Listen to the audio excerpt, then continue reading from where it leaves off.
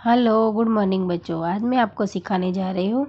इस वीडियो में हम स्टैंडर्ड 8 में देखेंगे हिंदी में पाठ 1 पत्र एवं डायरी। उसमें हमने अगले वीडियो में देख लिया था, एक है निमंत्रण पत्रक, दूसरा है बधाई पत्रक, तीसरा है आश्वासन और चौथा अनुमति पत्र। ये हमने देख लिया था। अब मैं आज आपको समझाने जा रही हूँ।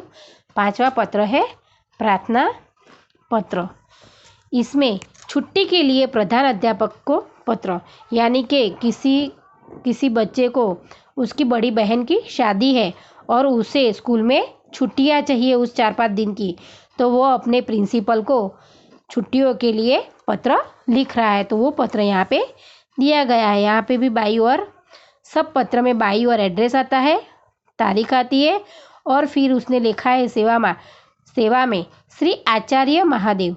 तो उन्होंने आचार्य को के आगे संबोधन श्री लगाया है यहाँ पे।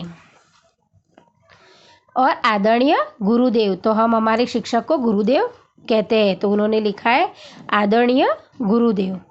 फिर उसने लिखा है कि मेरी बहन की शादी है और इतनी वहाँ पे बहुत धाम-धूम होती है, बहुत काम होते हैं, तो मैं आपसे 4-5 दिन की छुट्टी मांगता हूँ, तो आप वो मुझे छुट्टियाँ प्रदान करना, यानी कि देने के लिए कृपा करना। ऐसा पत्र उस लड़के ने यहाँ पे बच्चे ने लिखा है। आपका आज्ञाकारी छात्र, यानी कि आपका विद्यार्थी आज्ञाकारी मनोज पटेल। और उसने यहाँ पे तारीख लिखी है और उसका खुद का क्लास लिखा है कि वो कौन से स्टैंडर्ड में पढ़ता है, वो उसने लिखा है यहाँ पे। कार्यालयी पत्र, तो जो अधिकारी को हम लिखते हैं उसे कार्यालयी पत्र कहते हैं।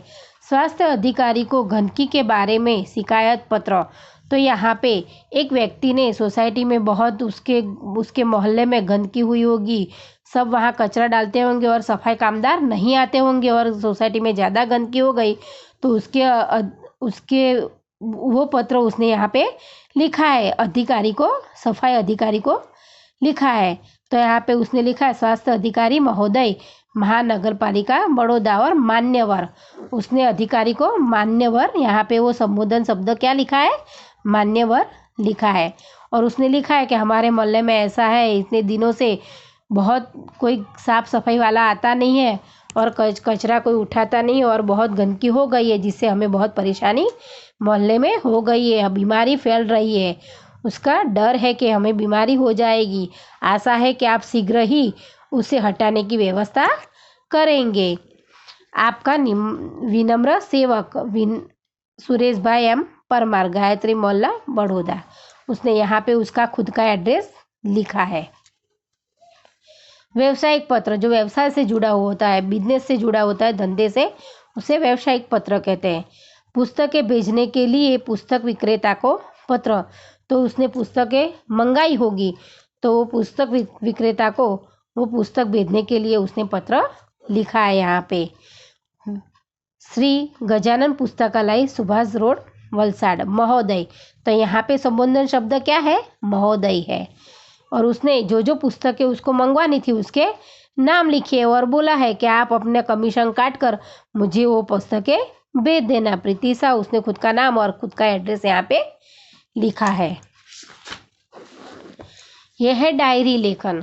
तो बच्चों, डायरी यानी कि हम हमारी जो दैनिक क्रिया है जो डायरी में लिखते हैं उसे डायरी लेखन कहते हैं। मम्मी कई बार डायरी में हिसाब लिखती होगी, रोज़ आपकी मम्मी अगर कुछ लाती होगी, पापा आवक बिजनेस का हो, नौकरी हो तो आवक जावक का लिखते होंगे। तो वो जो रोज़ की जो दैनिक क्रियाएं हम लिखते हैं उसे हम डायरी कहते हैं। कोई इंसान पूरे दिन में क्या करता है, सुबह से कितने बजे उठा और रात को सोने तक पूरे दिन में क्या किया, वो एक लिखते हैं जो डायरी में, उसे डायरी लेखन कहते हैं। तो डायरी लेखन की विशेषता है कि डायरी लेखन में क्रमबद्धता होती है। इसमें लिखा गया विवरण संक्षिप्त, सारगीत तथा वास्तविक होता है। डायरी में हमने जो रोज बरोज जो करते हैं वही हम लिखते हैं। जिसका लाभ क्या है, तो इसमें जीवन में घटी घटनाओं की जानकारी प्राप्त होती है। अगर कई बार मम्मी हमारी कोई चीज़ लाई हो और हम बोले कि ये कब लाए थे, तो जब मम्मी यूँ कहती ठहरो मैं डायरी निकाल के आपको बताती हूँ, तो कि मम्मी ने डायरी में लिखा होता है कि इस दिन ये हम लाए थे। तो डायरी लिखने से हमें ये फ़ायदा होता है कि हमें कोई भी चीज़ की जानकारी तुरंत मिल जाती है। हम कहीं बाहर घूमने गए हो तो बहुत 6 महीने के बाद हम सोचते हैं कि हम कब गए थे, कौन सी तारीख थी तब, तो वो डायरी निकालने से देखने से पता चल जाता है कि हम इस दिन इस तारीख को यहाँ पे गए थे। तो ये हमारा फ़ायदा है डायरी लिखने का। डायरी में तथ्य का उल्लेख रहता है, इसी कारण व्यक्ति जीवन भर से अच्छे बुरे काम जो करता है उससे उल्लेख भी रहता है। हमने जो भी पूरे दिन में काम किए अच्छे बुरे, वो हम डायरी में लिखते हैं, जिससे हमारी सोच बुराइयों से बचा जा सकता है। डायरी ऐसा दस्तावेज है जिसे पढ़कर किसी व्यक्ति के जीवन के पिछले अनुभवों तथा घटनाओं की जानकारी और वह भी संबंधित व्यक्तियों के शब्दों में प्राप्त की जाती है। कि डायरी अगर जो इंसान लिख रहा है उसका खुद का भूतकाल में उसके साथ क्या हुआ क्या नहीं, वो सब हमको डायरी से पता चलता है। तो यहाँ पे ऐसी 2 डायरियाँ लिखी हुई दी है उदाहरण के तौर पे।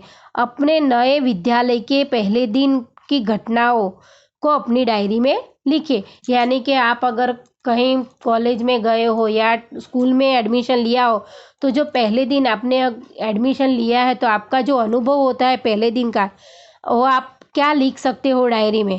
तो एक लड़के ने यहाँ पे उसका अनुभव लिखा है, आप अपने हिसाब से पढ़ लेना कि मैं गया था स्कूल में, मुझे प्रिंसिपल ने ऐसे प्रश्न पूछे और मैंने उत्तर दिया, तो उनको वो उत्तर संतुष्ट लगे तो उन्होंने फॉर्म भरने के लिए दिया, तो मुझे यूँ लगा कि मेरा एडमिशन यहाँ पे हो गया। ऐसा उसने यहाँ पे उसका खुद का पहले दिन का अनुभव लिखा है। वार्षिक परीक्षा के दिन पूर्व, एक दिन पूर्व के अनुभव को अपनी डायरी में लिखें। अगर वार्षिक परीक्षा लास्ट परीक्षा होती है तो उसके अगले दिन हमें क्या क्या अनुभव होता है रात को, वो आपको यहाँ पे आप क्या सोचते हो कि भाई कल कौन सा प्रश्न आएगा, नींद नहीं आती है, अगर यही प्रश्न आ जाए तो अच्छा है, यही ऐसा आए तो अच्छा है। हम जो पूरी रात सोचते रहते हैं वही अनुभव यहाँ पे हमको लिखना है। तो बच्चों यहाँ पे ये पाठ पूर्ण होता है। बाय।